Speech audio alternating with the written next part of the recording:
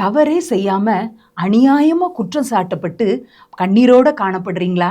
உங்களுடைய செயலை நியாயப்படுத்துறதுக்காக உங்களுடைய நியாயத்தை நிரூபிக்கணும் அப்படின்னு சொல்லி நீங்க போராடாதீங்க. குடும்பத்திலேயோ வேலை பார்க்குற இடத்துலையோ உங்களுடைய நியாயத்துக்காக நீங்க பேசணுமா, அல்லது உங்களுக்காக ஆண்டவர் பேசணுமா? நாம் அமைதியாக இருந்தால், நாம் பேச பிந்தி கொண்டால் நமக்காக பரலோகம் பேச முந்தி கொள்ளும். நாம் அமைதியாக இருந்தால் பரலோகம் நமக்காக முழங்கும். உதாரணத்துக்கு மோசேயுடைய ஃபேமிலி லைஃப்பை பற்றி ஒரு பிரச்சனை அங்கே வருது. அவருடைய சகோதரி மிரியாம் சொல்றாங்க, அந்த மோசேயினுடைய மனைவியை குறித்து முறுமுறுக்கிறாங்க. அப்போ மோசே ஒரு வார்த்தையும் பேசாம அமைதியா இருக்கிறார். ஆனா ஆண்டவர் பிரத்யட்சமாக மிரியாமோடும் ஆரோனோடும் பேசுறாங்க. என் தாசனாகிய மோசையை குறித்து நீங்க இப்படி பேசுறதுக்கு உங்களுக்கு எப்படி பயம் இல்லாமல் போச்சு அப்படின்னு சொல்லி கேட்குறாங்க. மோசே பேசல தன்னுடைய நியாயத்துக்காக, ஆண்டவரே பேசுகிறார். பார்த்தீங்களா?